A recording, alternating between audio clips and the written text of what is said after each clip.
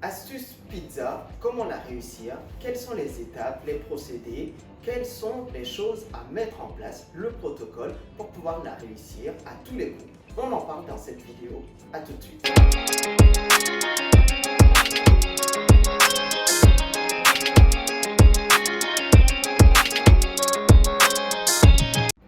Bonjour et bienvenue à tous, bienvenue sur ma chaîne YouTube, j'espère que vous allez bien. Aujourd'hui, je vais partager avec vous 5 astuces avec lesquelles vous allez réussir votre pâte à pizza, quel qu'en soit votre niveau, que vous soyez débutant ou que vous soyez confirmé ou que vous soyez simplement un simple amateur.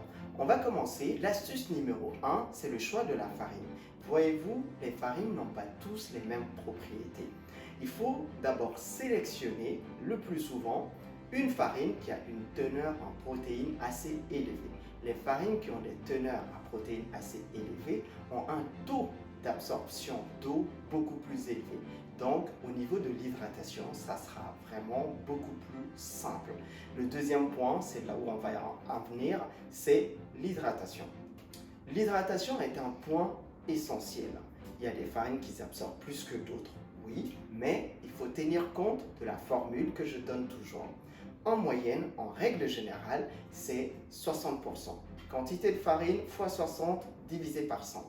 Si vous hydratez beaucoup trop votre pâte à pizza, elle va devenir tout simplement collante. Et si vous ne l'hydratez pas assez, elle va être assez sèche. Donc, il faudrait faire attention par rapport à l'hydratation. Le troisième point, ça va être le pétrissage.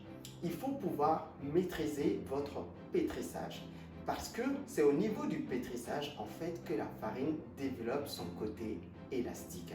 Et c'est aussi là-bas que le gluten de la farine se libère. Il faudrait être assez régulier. Que ce soit à la main ou à la machine, je vous donne des temps moyens. Cela va dépendre bien entendu des farines, de votre mode de préparation. Si votre mode, admettons, est sur la main, en moyenne, c'est 10 minutes, 10 à 15 minutes.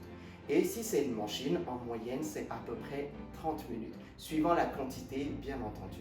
Maintenant, le quatrième point, c'est le temps de repos. Il faudrait obligatoirement respecter le temps de repos. Une pâte à pizza, elle a vraiment besoin en fait d'un cycle de pousse, ça s'appelle. Il faut que la pâte, elle ait du temps de pouvoir se reposer et puis se lever.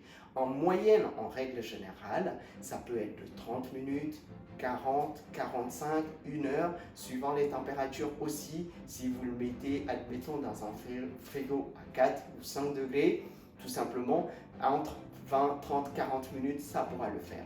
Après, si vous voulez y aller beaucoup pour pouvoir faire libérer plus de saveur, vous pouvez monter jusqu'à 24 heures. Il y en a qui montent jusqu'à 48 heures. Tout cela dépend aussi de la farine.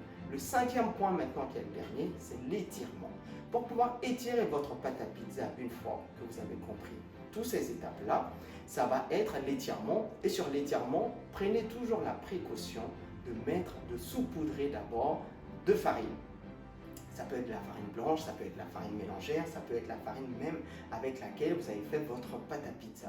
Il faut la saupoudrer. Cela vous permet en fait de pouvoir étirer votre pâte sans que ça ne colle. Ne la saupoudrez pas non plus de beaucoup, sinon au risque de modifier tout simplement votre recette. Et à ce compte-là, la pâte à pizza, elle va encore plus assécher. N'hésitez surtout pas de partager la vidéo, de mettre un pouce à l'air et surtout de vous abonner pour d'autres astuces. Allez, à bientôt, au revoir.